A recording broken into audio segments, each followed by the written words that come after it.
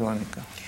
E havia também, na época, uma facilidade muito grande no transporte desses gêneros estrangeiros, franceses e ingleses também. Eram os navios da Bus Line, E realmente que faziam linhas entre Belém, Liverpool, e os Havre, todos os portos franceses. Eram semanais. E as famílias paraenses iam para a Europa e nunca vinham ao Rio de Janeiro. E mesmo assim não ficou nada dessa cultura lá, dessa efervescência cultural Francesa? Não, existiu muito. Inclusive, casas comerciais, Maison Française, Bon Marché, Boulevard, ficaram. Mas coisas que vieram, vamos dizer, não desprestigiar nunca o elemento local. Se agregaram, mas juntamente com os coisas legais, as culinárias regional, não chegaram a tomar conta, como se diz, de tudo. Então, firmou-se muito os elementos tradicionais, regionais, culturais. E esse livro aí, O Rio Comanda a Vida, foi escrito sobre isso. Eu estou me lembrando, às vezes, esquecendo um pouco das ideias que me fizeram escrever. Quando eu escrevia, sentindo, como já disse, o perfume dos laranjais em flor, e aí escrevê-lo. E que teve logo apoio. Olha, eu tive imediatamente apoio. José Américo de Almeida tornou-se um grande amigo meu por causa desse livro. Gilberto Freire, a quem eu rendo as maiores homenagens. Morto, ele continua vivo em mim, porque foi realmente um mestre e, além de mestre, um amigo. E ele também teve um episódio que eu acho particularmente interessante, que foi a visita que você faz ao Getúlio Vargas. Que ele disse que você ainda escreveria o Rio, A Vida Comanda o Rio. Espero que o escritor, quando me vier trazer o próximo livro, que o título seja A Vida Comanda o Rio. Prazer. Se despediu de mim. E hoje a vida comanda o Rio? Em parte, mas ainda o Rio tem uma supremacia muito grande. Mas não é como antigamente. É claro, porque abriram-se as estradas de rodagem, a aviação está desenvolvida muito bem em todo o território amazônico. Mas o Rio ainda continua a ser, não digo que comandará, vamos dizer, totalmente a vida como antigamente. Não, isso não. Mas ficou, não é?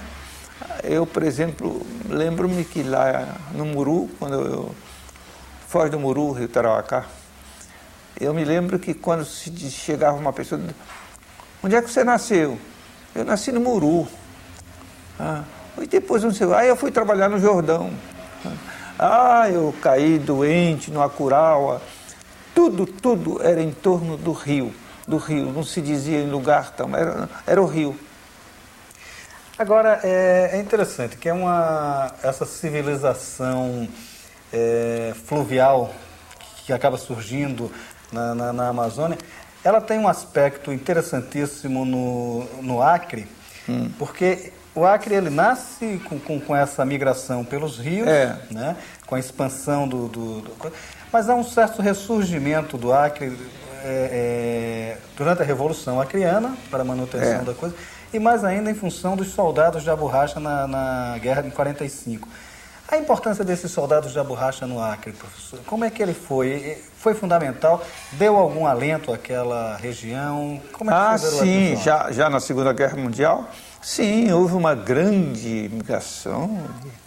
Os seringás foram ocupados e houve uma grande produção de borracha, que, terminada a guerra, diminuiu um pouco, mas já estavam jogadas no solo as sementes, né? E daí por diante o Acre começou a ser mais considerado, tornou-se o estado do Acre e pensa-se em fazer aquela estrada que vai atravessar o Acre, entra no Purus e vai até o Pacífico, não é?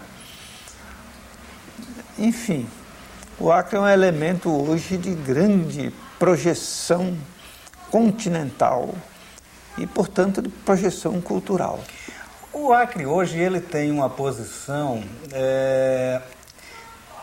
que, de certa forma, vai ao encontro das ideias que o senhor já defende tanto na formação histórica do Acre quanto no Rio Comanda a Vida, que é a adoção, a preocupação no uso racional da floresta. Quer dizer, como é que o senhor vê isso hoje? Porque hoje é todo um movimento em defesa do uso do que se chama da Amazônia sustentável. Como é que o senhor vê esse movimento? Eu acho que é um movimento criado em boa época, porque antigamente não havia nada, botavam-se abaixo as seringueiras, botavam-se abaixo as árvores do caucho, que só seria aproveitado depois de derrubado. E não havia nenhuma política a esse respeito.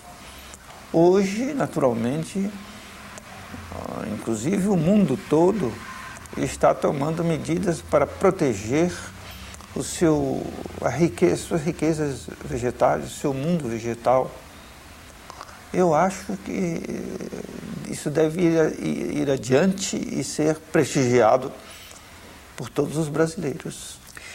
Na formação histórica do Acre, você fala de um momento especialmente particular da história do Acre, que eu pessoalmente não conhecia e que achei assim de uma descrição fidelíssima, que é a questão da Belle Époque que se viveu no Acre. Uma Belle Époque nos trópicos, uma Belle Époque bem tropical. Como é que foi essa Belle Époque, Cláudio? Através dos gaiolas que chegavam lá e das pessoas que vinham ao Rio de Janeiro e que levavam para lá traços da civilização carioca. Eles vinham sempre ao Rio de Janeiro, que era a capital do país. Então, naturalmente, eles levaram para lá estes hábitos que chamavam-se hábitos da Belle Époque, não é? E que em Belém tinha trazido, não do Rio de Janeiro, mas de Paris. Você chega até a transcrever um convite todo escrito em inglês, né? E há um outro aspecto também interessante no livro, que me chama muito a atenção, é que o senhor faz uma justiça histórica, né? Com relação ao nome do Acre, que sempre circula a lenda de que nasceu de um erro de português. Isso, de certa forma, corrige isso. Não, era o seguinte, o Acre provém de Acri, que era o nome dado pelos indígenas. Eles encontraram lá já o nome Acri que os indígenas tinham dado. E com começar a falar, a pronunciar e coisa, acabaram chegando ao final. Acre, que era uma coisa mais livre, mais soava melhor, e por isso é que se tornou Acre. Isso eu até expliquei bem aí, e isso eu encontrei em documentos no Itamaraty, que mandaram para o Barão. O arquivo todo do Barão secreto foi todo aberto por mim. Para escrever esse livro? Eu levei 5 anos. Esse livro é Itamaraty. Esse livro chama-se Itamaraty. Quer dizer, a maioria. Tem muita coisa. Nos Estados Unidos eu fui fazer uma bolsa de estudos, logo que eu me formei. E em Washington eu tinha curiosidade de saber como é que essa borracha amazônica chegava aos Estados Unidos. Então eu pedi para o escritor Érico Veríssimo, que era o chefe do departamento cultural da Organização dos Estados Americanos, e que foi gentilíssimo comigo, tornamos-nos muito amigos, e ele me apresentou ao diretor da Biblioteca do Congresso, que é uma desculpe a palavra, mas é uma coisa fabulosa, uma coisa indescritível, uma coisa fantástica. E lá eu procurei os jornais da época e tal, e lá estavam. O povo aplaudindo a borracha amazônica, chegando lá, é tudo que está aí. Eu aproveitei, copiei isso tudo e transcrevi aqui no livro.